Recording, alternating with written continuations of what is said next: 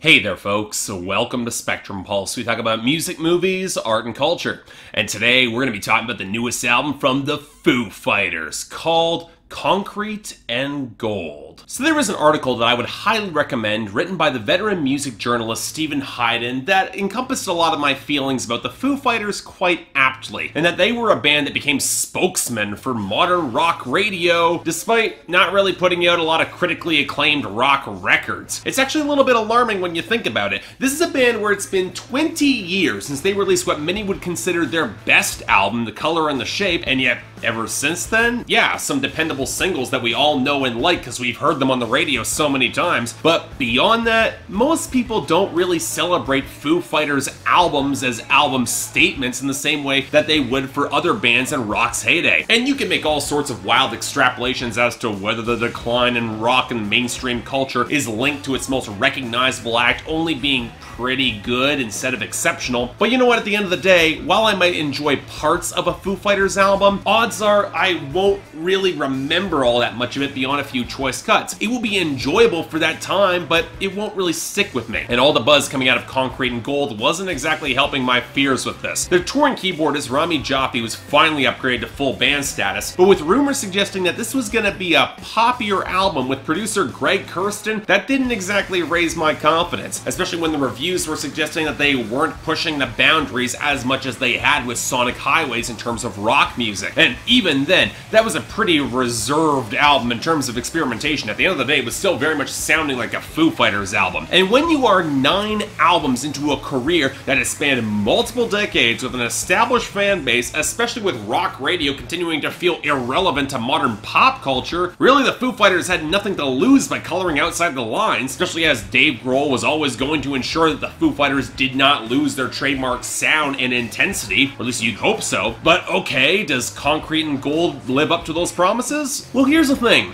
What makes Concrete and Gold kind of odd for me to talk about is that my expectations going in were almost completely wrong, because it definitely feels more experimental in terms of venturing outside of the established Foo Fighters sound and comfort zone. Now, granted, it's a sort of tonal choice that seems completely obvious, given Dave Grohl's love for classic rock acts, and if he's gonna opt for a stronger melodic focus, as he said he was trying to go for, it makes sense that he's gonna try and emulate those late 60s rock records, right at the intersection point of where psychedelic tendencies twisted into rootsier, rougher, hard rock. And yet, the exasperating thing is that they did all this with a set of compositions that would not rank among their best. And when you start digging into some of the details on this album, more awkward and less excusable examples of indulgence began cropping up. And when the songs really aren't strong enough to support that, you got yourself a pretty big problem on a record that should have been a lot better than it is. So okay, to explain all this, I think we have to start with the shift in the sound, because at the end of the day, this really is a Foo Fighters album in terms of its compositional style. You know what you're getting here. Chunky riffs, grooves that can feel a little bit perfunctory overall, some pop-leaning bombastic elements that build up to huge hooks, no real consistent focus on solos, but you know what, that's fine when you're chasing that big accessible single, and Dave Grohl bringing one of the most impressive and expressive vocal ranges in mainstream rock to howl through lyrics that always tend to tread a little bit more abstract than they really should, but still, Dave Grohl, he sounds awesome here. And outside of a few more songs that lean into acoustic ballad territory like Dirty Water and Happily Ever After 0 Hour, from a compositional standpoint, my biggest complaint is that I wish there were a few more hooks that let Dave Grohl really cut loose with his howls. But you know what, even if he had, how much it would ultimately matter takes us to the real issue on this album, and that's the production. And look, I have been a mild apologist for Greg Kurstin over the years. I like what he did with Licky Leak 3 years ago, but he has a bad habit of either washing out the mix with reverb or emphasizing texture in the rhythm pickups over actual melody, and the latter is definitely the case here. Take the song Run, a song that I desperately want to really like, but that flattened, buzzy guitar line and filters layered on top of Dave Grohl's screams felt so unnecessary, especially when we were getting nothing seriously meaty in the low end to effectively support it. Now, The Sky is the Neighborhood, it actually wound up kind of growing on me thanks to the multi-track hook. It kind of stuck with me, but who thought that gummy drummy staccato progression worked for any sort of groove, even with the subtle strings embellishments that didn't sound all that bad. And La-Di-Da has a similar problem. I actually kind of dig the buzzy grind of the song with the horns that punch up the garish sarcasm of the song, but without that thicker rhythm section, the song just doesn't have the same groove to it, just doesn't stick with me, doesn't feel all that supported in the low end. But what's frustrating is that this is inconsistent across the album. 2 songs later, you get the album highlight Arrows. And yeah, the warping guitar layers and mellotron accents, they're nothing revolutionary. You expect this in hard rock, but there is an actual support to the melodic groove. One of the few examples where said pseudo-psychedelic vibes feel more than just tacked on, like the compression on the guitars and the blocky drum pickup of Make It Right. Similar case for Sunday Rain. Sure, it's a blatant Beatles riff, right to the point of getting Paul McCartney to play the drums, but the phaser effects on the guitars, they at least fit with some of the groove of the song. But then for some reason they pitched Dave Grohl's voice up, presumably to fit in better, and just feels even more like a fragile imitation of that earlier sound. At least Dirty Water tried to transition into a bit of a harder rock edge, even if the vocals never really pick up that sort of energy, and the title track at least tried to push for a rougher, progressive metal edge with the heavy, groaning riffs, but it's less Black Sabbath or Pink Floyd and more reminiscent of an unremarkable mid-90s wannabe progressive rock act with good atmosphere but little satisfying tune, which, funnily enough,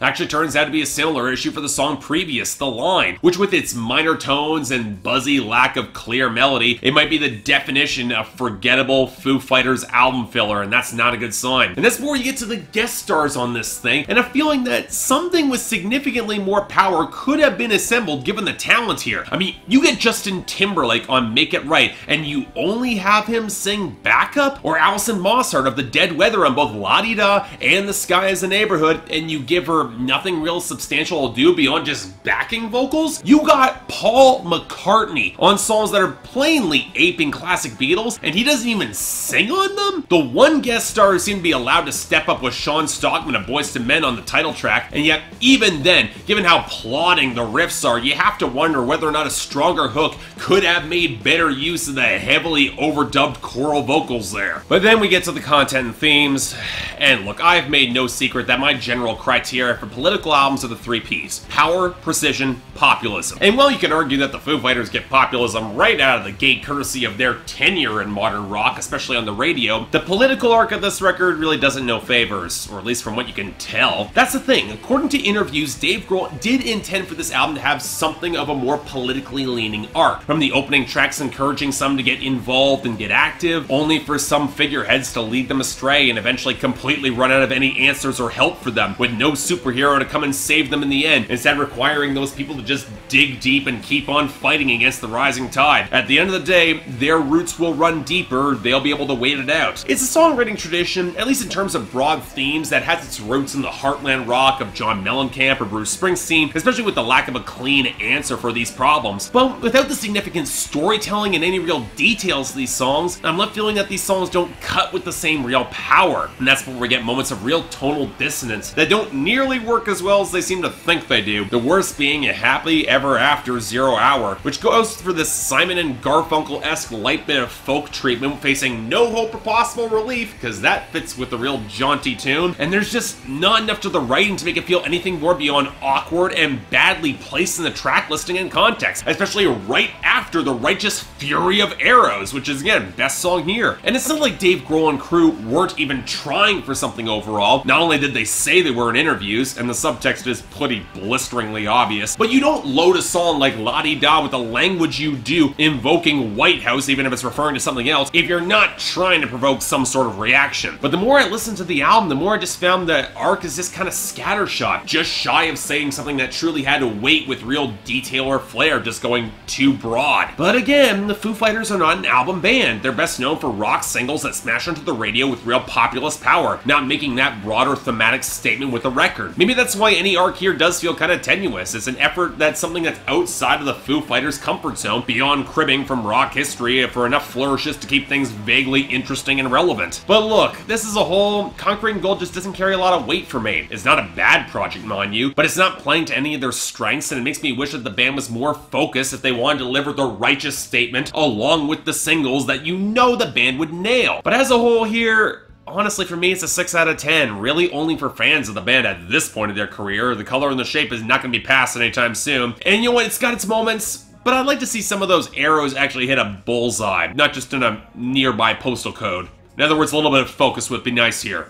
Just saying. So yeah, thanks a lot for watching. If you'd like to like and subscribe, I'd be more than grateful. I know, Foo Fighters fans, this is not what you want to hear, but again, they're not what they should be. For a band that's been in the game as long as they have, nearly 25 years, for this record to not be more interesting or experimental, or the experiments to feel as kind of phoned in as they are, and for them to get as much talent and for the songs not quite to measure up the way they do, bit of a problem, gotta be honest.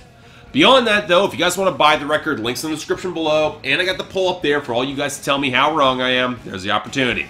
If you guys want to get involved in my schedule or potentially support this channel, link to my Patreon is right over there, where 3 times a week you guys get to vote on my schedule, and once a week you guys get to add albums, movies, or even top 10 lists to the schedule, depending on which tier you're in. More details right there. But until then, I'm Mark, you're watching Spectrum Pulse, and I'll see you next time.